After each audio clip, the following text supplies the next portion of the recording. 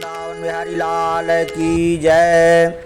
चैत कृष्ण पक्ष पाप मोचनी एकादशी व्रत कथा। आज सभी भक्तों को यूट्यूब चैनल पर स्वागत है। मैं पंडित अनिरुद्ध आचार्य हनुमान मंदिर आज सभी एकादशी व्रत उपासकों के लिए चैत कृष्ण पक्ष पाप मोचनी एकादशी व्रत कथा लेकर आए हैं। सभी एकादशी इस एकादशी कथा को श्रवण कर एकादशी व्रत का पूर्ण लाभ प्राप्त करें। तो एकादशी व्रत कथा श्रवण करें जो इस प्रकार से है। धर्मराज युधिष्ठिर कहने लगे, महाराज आपने फाल्गुन शुक्ला एकादशी का महात्म बतलाया। अब कृपा करके यह बताइए कि चैत कृष्णा एकादशी का क्या नाम है, इसमें कौन से देवता की पूजा की जाती है और इसकी विधि क्या है। कृष्ण भगवान कहने लगे, हे राजन, यही प्रश्न एक समय राजा मानधाता ने लोमस ऋषि से किया था और जो कुछ उन्होंने उत्तर दिया वो मैं आपसे कहता हूँ, उसे ध्यानपूर्वक से श्रवण करें। लोमस ऋषि कहने लगे, राजन इस एकादशी का नाम पाप मोचनी एकादशी है। अब मैं इसकी कथा कहता हूँ, उसे ध्यानपूर्वक श्रवण करो। प्राचीन समय में कुबेर का चैत्र रथ नाम का एक वन था। उसमें गंधर्वों की कन्याएं किन्नरों के साथ विहार करती थीं। वहाँ अनेक प्रकार के पुष्प खिल रहे थे। उसी वन में अनेक ऋषि तपस्या करते थे। स्वयं इंद्र भी चैत्र और वैशाख मास में देवताओं के सहित वहाँ आकर क्रीड़ा किया करते थे।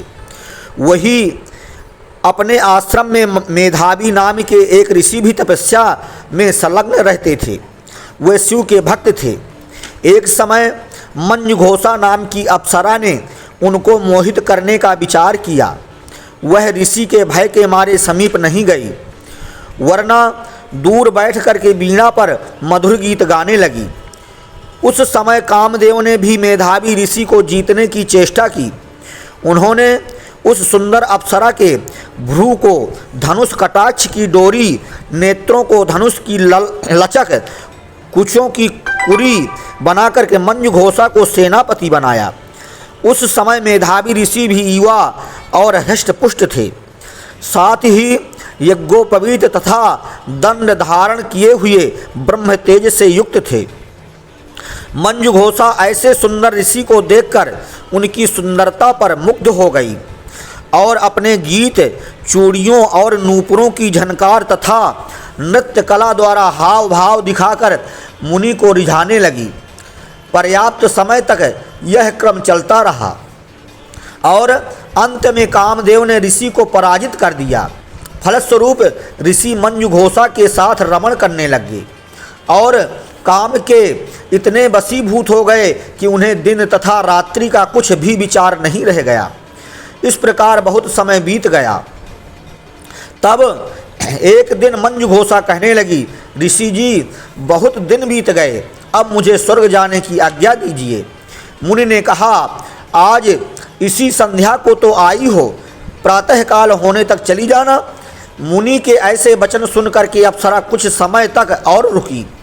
अंत में उसने पुनः मुनि से विदा मांगी तो मुनि कहने लगे, अभी तो आधी रात ही हुई है। अप्सरा ने कहा, महाराज आपकी रात तो बहुत लंबी है, इसका क्या परिणाम है। मुझे यहाँ पर आए हुए वर्ष बीत गए हैं।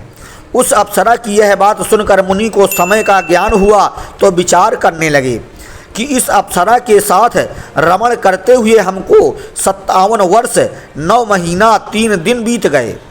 तब वह उनको काल के समान प्रतीत हुई। अत्यंत क्रोधित होने पर मुनि की आँखों से ज्वाला उत्पन्न होने लगी। वे कहने लगे, मेरे कठिन परिश्रम से एकत्र की गई तपस्या को तूने नष्ट कर दिया है। तू महापापनी और दुराचारणी है, तुझे धिक्कार है। तूने मेरे साथ घात किया है, इसलिए तू मेरे श्राप से पिशाचनी हो जाएगी। मुनि के श्राप से मंजुघोषा तत्क्षण पिशाचनी हो गई और भयभीत होकर मुनि से प्रार्थना करने लगी, महाराज इस श्राप का किस प्रकार निवारण होगा। अप्सरा के ऐसे दीन वचन सुनकर मुनि बोले, हे दुष्टे, यद्यपि तूने मेरा बहुत अनिष्ट किया है, परंतु फिर भी मैं तुझे श्राप से छूटने का उपाय बतलाता हूँ। चैत्र मास के कृष्ण पक्ष की एकादशी का नाम पाप मोचनी एकादशी है और सब प्रकार के पापों का नाश करने वाली है। उसका व्रत करने से पिशाच योनि से मुक्त हो जाओगी। ऐसा कहकर मेधावी ऋषि अपने पिता चमन ऋषि के आश्रम में चले गए। मेधावी को देख करके चमन ऋषि कहने लगे कि अरे पुत्र, तूने ऐसा क्या किया जिससे तेरा सारा पुण्य क्षीण हो गया। मेधावी कहने लगे, पिताजी, मैंने अप्सरा के साथ रमण करके घोर पाप किया है। अब आप इस पाप से छूटने का प्रायश्चित मुझे बतलाइए। तब चमन ऋषि कहने लगे, हे पुत्र, चैत्र मास के कृष्ण पक्ष की पाप मोचनी एकादशी का व्रत करने से सब पापों का नाश हो जाता है, इसलिए तुम इस व्रत को करो। पिता की आज्ञा पाकर मेधावी ऋषि ने भी इस व्रत को किया, जिससे उनके सब पाप नष्ट हो गए और वे पवित्र हो गए। उधर मंजुघोषा भी व्रत के प्रभाव से पिशाच योनि से छूट करके दिव्य देह धारण करके स्वर्ग को चली गई। लोमस ऋषि कहते हैं, हे राजन, पाप मोचनी एकादशी के व्रत को करने से सब पाप नष्ट हो जाते हैं। इस कथा को पढ़ने या सुनने से 1000 गौदान का फल प्राप्त होता है तथा व्रत से ब्रह्म हत्या, गर्भपात, बाल हत्या, सुरापान, स्त्री से प्रसंग आदि सब पाप नष्ट हो जाते हैं। इस प्रकार इस एकादशी व्रत कथा को श्रवण कर इस दैवीय चैनल को सब्सक्राइब करें तथा वीडियो को लाइक कर कमेंट बॉक्स में जय श्री कृष्ण लिखकर एकादशी व्रत का पूर्ण फल प्राप्त करें। बोलो एकादशी मैया की जय, बोलो बाल कृष्ण लाल की जय।